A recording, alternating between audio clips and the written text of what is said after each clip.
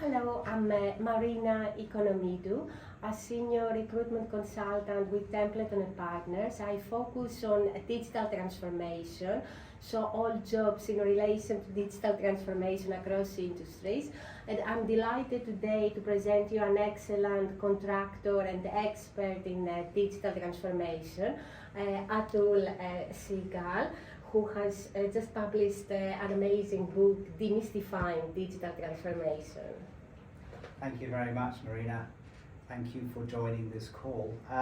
Yes, so I do have my book in front of me here, if anyone is interested about demystifying digital transformation.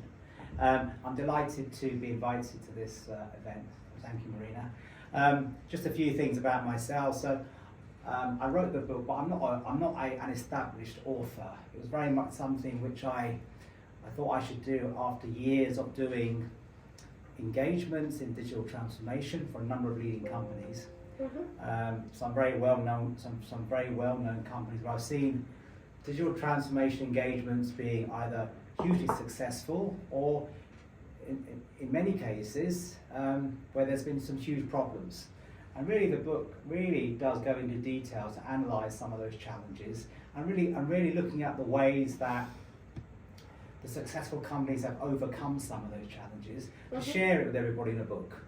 So the book came out in January this year, and it's been very well received, so I'm very pleased about that. I think the difference is it provides a practitioner's point of view for someone who's really been in the deep end of really working on some real projects. And also it's very much sector agnostic. I've covered sectors from precision agriculture to credit scoring companies, to utilities, telecommunications, and really shows as well what great digital transformations are like.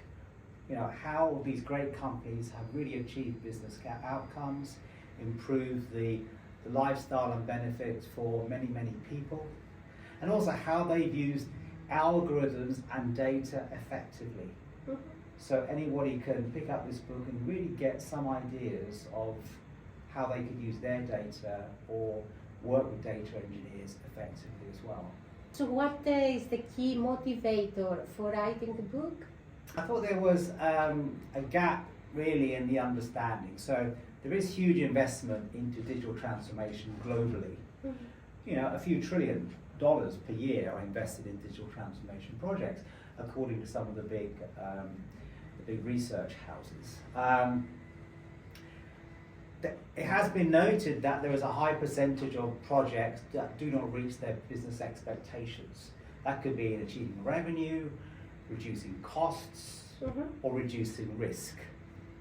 I was seeing there was this huge energy in supporting investors and senior managers in the urgency to do digital transformation. And you can see that by looking at the way that large companies fade away after a few years, differently so to what happened, say, 15, 20 years ago.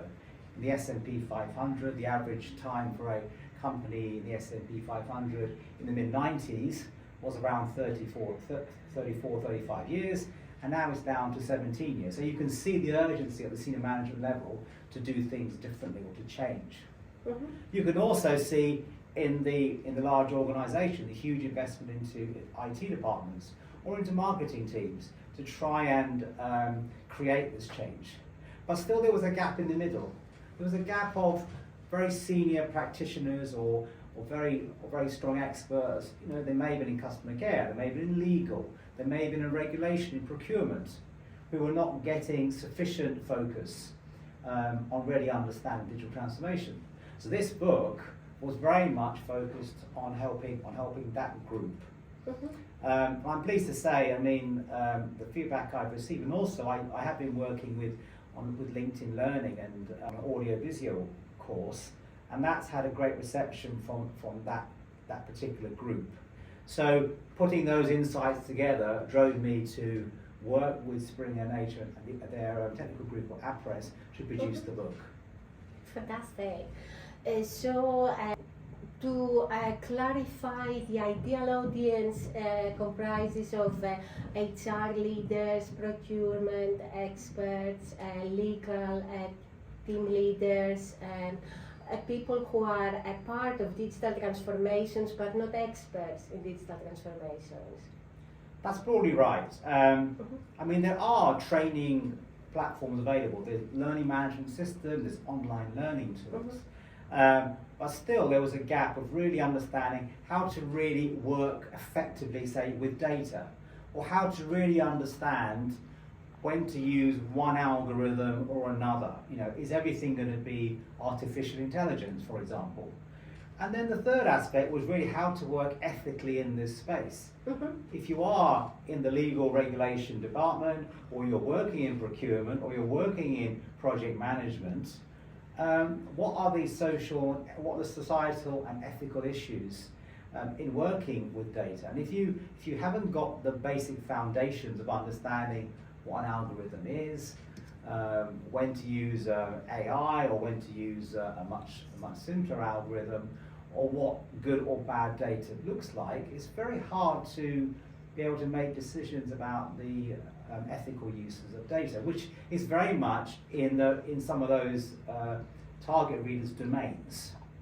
However, on the other side, I've had very strong positive feedback from project managers and from product managers as well, because it is a very all-encompassing book. It covers in 10 chapters the whole story from in very simple language, from what essentially are the basic statistics, what does data look like, for example, right through to what are the game-changing algorithms, to even some really good case examples like what makes digital transformation so transformational.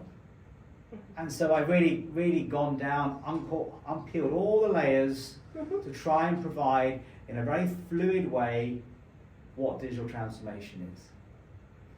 Fantastic.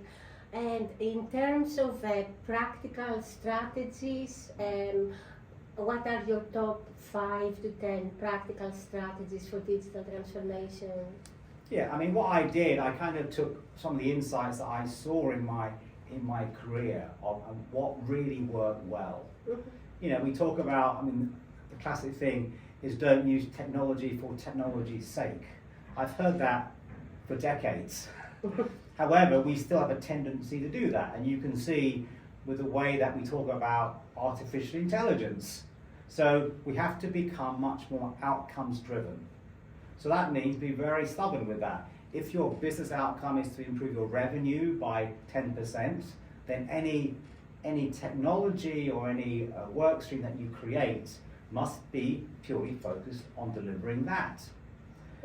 And what I mean, what the tendency has been, for example, in that realm, is that we do a lot of pilots that prove technology, but how much of them actually get to scale and be part of an ecosystem is very questionable. Some other examples that I've got in the book is really about ways to be more effectively outcomes driven. So when we talk about KPIs and key performance indicators, how exactly you can translate those to the actual projects. So I very much go into detail there and give some practical examples of what some great companies have done. Fantastic. And you've worked for some great companies. You've been working for information technology companies, for key management consulting companies, financial services companies. Do you have a preference for these particular industries, or do you think digital transformation is more industry agnostic?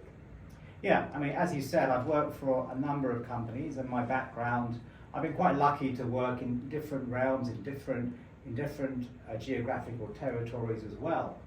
But what I have noticed that there are some common questions that come up in digital transformation, regardless if you're working for a utility, or if you're working for a large tech company, or if you're working for a law firm.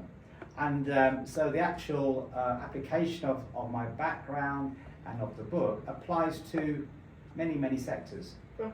So I'm quite sector agnostic. I think the value that I can share is that, you know, for example, if you were talking to a company in the utility space, they may struggle to find the right people because they're not as attractive as working for a Google or a great tech company, you know, in terms of finding the right people. So they may say the reason why we are falling behind is because we can't attract the right staff. When actually there are some processes and ways of thinking about problems that apply everywhere, and applying those methodologies even to companies in the utility space, for example, or in the less attractive sectors, can still achieve great success. It's brilliant. It's very useful. So in terms of diversity and inclusion, are there any key points from your experience? That's a great question, Marina. In the book, I do outline some of the diversity and inclusion issues that have come up, especially in the human resources space. So there was always, I think many people may know about, you know, when companies, human resource companies, scan CVs to find the right keywords, to shortlist, to recommend for employees, for employers. There's been a lot of challenges there with data bias, with diversity issues, and those case examples I have highlighted in the book. I mean, everybody, you know, respects the need when a large company needs to expand very quickly, and with digital transformation and data today, companies can take huge amounts of CVs, process them quickly, and then shortlist effectively. Things that could not take place, say 20 years ago, because everybody had to read every single CV. But at the same time, because we are passing that knowledge set to algorithms, and no longer having that knowledge set within some expert who understands the organisation so much, it does mean that generalizations can take place with algorithms. And those types of case examples are pointed out. So for example, if there was a large organisation that had a great track record and what it decided to do in its recruitment, we'll say, okay, so who are the successful people from the past? What were their backgrounds? They're the type of people we want into our new growing organisation as we move forward, which makes a natural sense. The challenge was that when they looked at the criteria of those individuals and they put similar CVs from new candidates into their algorithm, they realised there was a real bias in the types of people who were being recruited. They were outwardly male. There was hardly any females. There may have been possibly also further diversity issues, because when the scanning tool was being used, it was removing any references to, I don't know, women or women's colleges, or maybe even males with females, with daughters. So it's these types of things which technology can do if it hasn't got the right expertise or foresight behind it. And that's really where the target reader of the book comes in. So I'm saying to any individual out there who works in human resources, who works in customer care, who works in procurement, in project management, your skills are highly valued. In fact, your skills are more valued because it's to get algorithms to work, it's how the data is being managed, maintained, that goes into those algorithms. That is the key thing. And the executives who understand that are these experts. It's not the data scientist, it's not the business analyst, it's actually those particular knowledge streams that are vital for the success of these algorithms. They shouldn't feel that they're divorcing their expertise to a computer, to an algorithm, or to a data team. Absolutely. And what are you doing now? You mentioned to me earlier that you're consulting already with a company. Yeah. So since the book's been launched, I have been doing some promotion. So maybe some of the viewers of this would have been to some of the events. So thank you for joining those. Outside that, yeah, I'm doing some mentoring of some small startups. But really, I'm not really an author by trade. My actual background is to consult, support, improve, and make a difference. So I'm kind of here. It's great talking to you, Marina, because I really believe it's a great opportunity now to really help companies worldwide. So I'm very excited that we can be here together to talk about the book and talk about the great opportunities out there and the ways that companies, no matter in what situation they're in, can still deliver some great things through digital transformation techniques. I absolutely agree, Attul. Thank you so much for these very valuable points and for the book. And definitely this is the beginning. It looks Yes. like the beginning of presenting the wealth of experience and expertise you have for consulting, and who knows, maybe for the second book coming up after a few years. Well, if I can just mention, the book is available worldwide through all publications and stores. So please, if you just look up the book, Demystifying Digital Transformation, It's this book, yes. non-technical tool sets for business professionals to drive in the digital age, then hopefully you'll find the book very, very insightful. Yes, and feel free to contact us with all comments, opinions, questions you might have for Attul and me. Thank you so much for your time. Thank you, Marina. Thank Thank you, everyone. everybody.